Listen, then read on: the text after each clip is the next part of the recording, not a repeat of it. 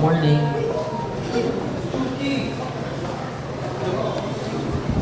Okay, first of all, nakakuha na ko og kanang certificate of exception from the Commission on Elections. Galing, magay mo gibawon sa o para unsa. So kani siya sa katubitang atong petition for exemption sa Pirmero, which was filed last November pamatingali ni.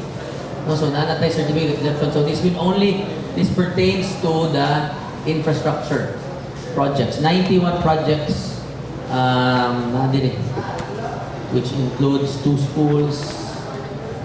Yeah, okay. 91 projects, infrastructure projects. Which also includes the Hippodrome Oval. No? So tanawa dire, if you wanna take a look at it. So muna nga naguna-una po nga, pasig duol-duol na ginang katong usa.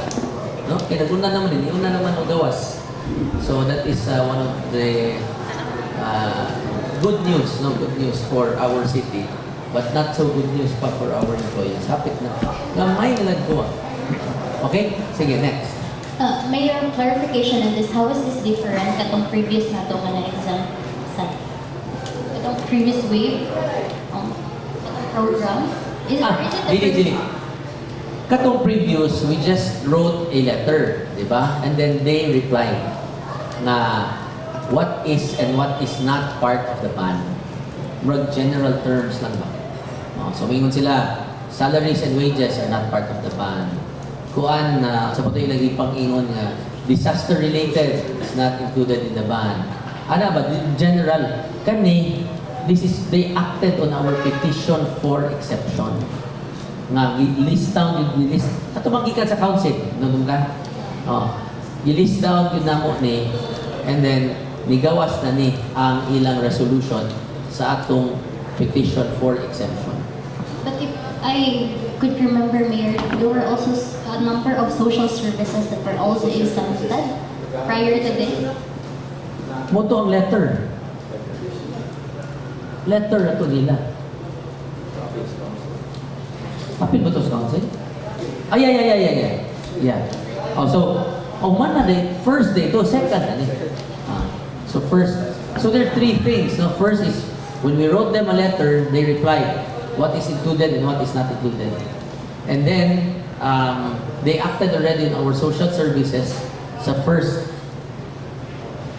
And then now is the second infra. So social services naman na, infra na sa ang sunod. Ang sunod na, bonus na yung tingali. But no, on bonus, Mayor, no words gihapon ni I from the comment. Wala pa. Okay, pero we're progressing, guys.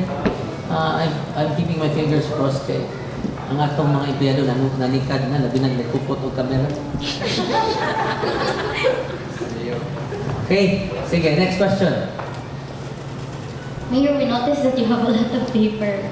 Dili, kuhan din, nagsige mo gud review sa budget dili sa tuang meeting.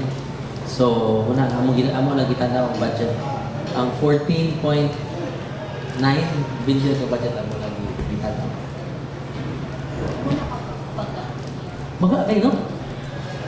Maga jud kayo ni muna nga it will really take quite some time if you are the mayor, and then inibalik ani mo kay imo nang i-sign to sign it as law. So ingon na rin kabaga dagan kayo items, gagmay kayo ng mga items. So can you imagine, I submitted an 17.9 billion budget. It was trimmed down to about 14.9 by the council. So the proper procedure was, well, inibalik ka na as mayor, the mayor should review all of the items of asa ang gitrim down ng asa ang dili, because he can now exercise his power of line veto, diba? Or to veto the whole thing. So muna nga, it really requires time for due diligence. Ako to be able to review everything, it will take me at least 2 to 3 days. No, nga maura yung buhat. So muna nga, makaimong kung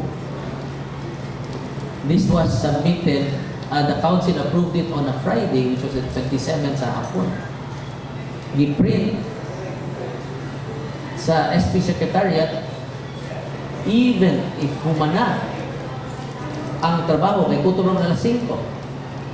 So, giprint yun nila either Friday afternoon after work or on Saturday where there was no work. Then they presented it to the acting mayor at the time to sign. So, ingna ko. Can you actually just review yung nani kapag in less than 12 hours, I would suppose. Mayor, So- clarification lang. Ang pinaka-pages ang iyang is-sign, Mayor. Gamay na tingali ang signing because it is just the ordinance coming from the council, no? But as mayor, you have to review. I-trim down good from 17.9, hindi mo na lang 14.9. Hindi mo ginang i-review ang 3 billion o asa na nawa. Then you also compare it to the AIP. Diba? So that you will know if sakto ba ang imong pagtrabaho or dili. Diba? So, muna nga, it should have been reviewed, not just signed.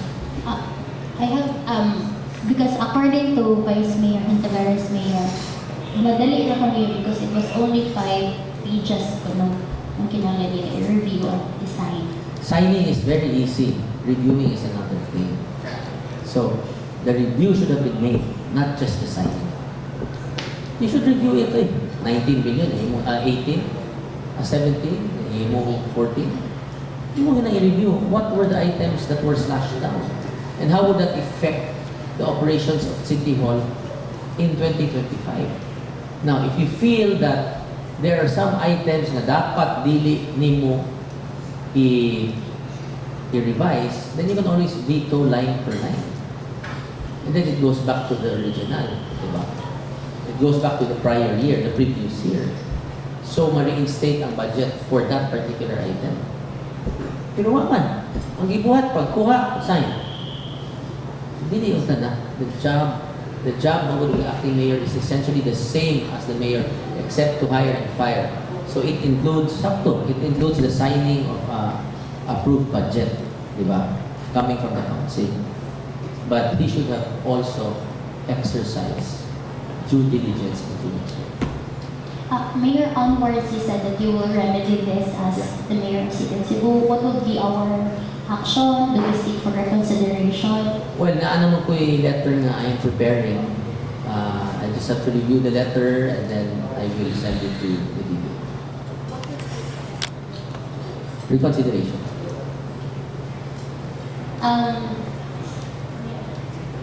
Another issue lang, Mayor, we would like to ask if, since the announcement of the rollout of the 20 pesos na rice, Mayor, included ba ang Cebu City money?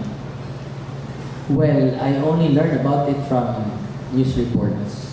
But obviously, kay giingon man nila na LGUs and Cebu City is an LGU, it should include also the LGU.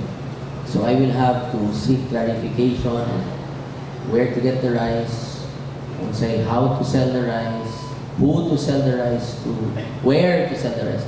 All of these details I have to find out first before I can actually implement it. But there should be no reason not to include Cebu City because Cebu City is an LGU under not only the island Cebu, but the entire Philippines. There was an announcement, Mayor, na pwede na makasabot o gabi Yes. or procure ang LGUs. Nanatay GI na date, ano, Mayor?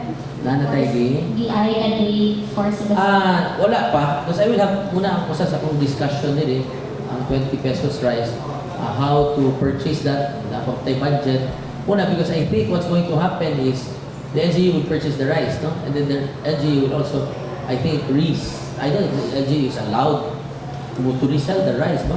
Muna nga, wag kayo kutibaw lagi sa guidelines regarding this matter. Muna, I'm not in the proper position now to make a comment on the issue.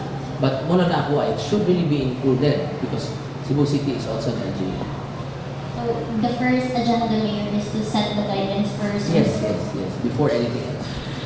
But how do we, this is a big thing, Mayor, how do we set out the expectations of the Cebuano on this in terms of Cebu City naman?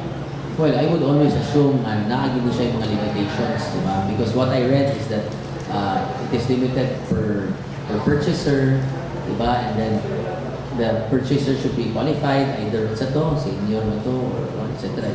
Huh? Poorest of the poor, etc. So, these are the guidelines that we have to follow. So, hindi ko maka-comment not unless I see all of these guidelines and how to implement it. I will even have to come up with an executive order. Okay? Mayor, another issue lang sa the City Council just a while ago, this is to be asked the DPW to explain the alleged double funding of the CCMC elevator. I don't know if naabot na yun. Yeah, actually naabot na. I was able to talk to some of my trusted men and women here in City Hall, and apparently ang kanilang ang katong nagasto nga piso ko hospital mo, sabi nila, piso. Ang na-purchase nato is just the elevator carrier. Okay? So, walay labot ang elevator shaft and the mechanical tech wirings, sa pana mga mechanical whatever that has to be prepared. Yeah, the structure itself. So, the piso mo, just purchase the elevator itself. The preparation, so there is no double funding. The original contract will be the preparation of the elevator, but the purchase of the elevator itself is not included in the original contract. Mo na i-fund sa piso hospital mo, piso mo hospital mo. Great? Ratio, Mayor. Nakapatay update sa government radios, Mayor. Wala ako yung update. So I think, but we gave them already a deadline. So, mangutan na lang. Kada may wala ako ng pangutan na din sa among meeting. But I can give you an update. Regarding sa 72 hours na Kumana. So, what I will do is, I will ask if there were any return. Kung wala gali, forward na ko sa City Legal Office. So, does it mean ba nga up to this time kay nagsilipag sila gamit sa radio, Mayor? Or, Well, we have already instructed the kanang kanang sa frequency ba na pagbo na to siya kay wa naman to siya gamit ang nagamit ato dili naman ang Cebu City government, private naman. So ang nagpuput sa frequency which is a third party has already been given instructions according to him na found disabled na? disabled, that's the right term. Mayor, on another note lang, ano ba kina-assign ato mga na-dismiss na mga department heads?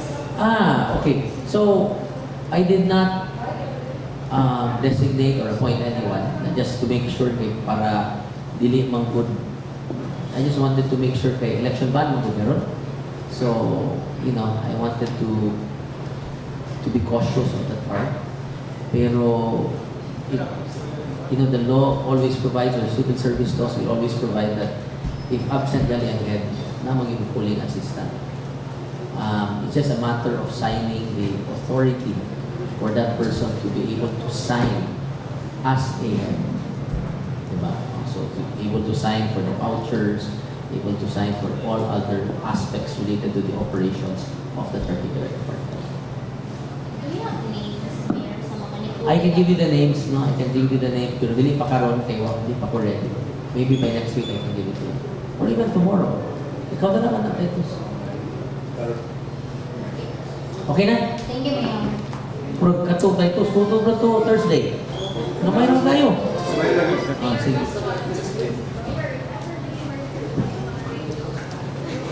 We will have to assess.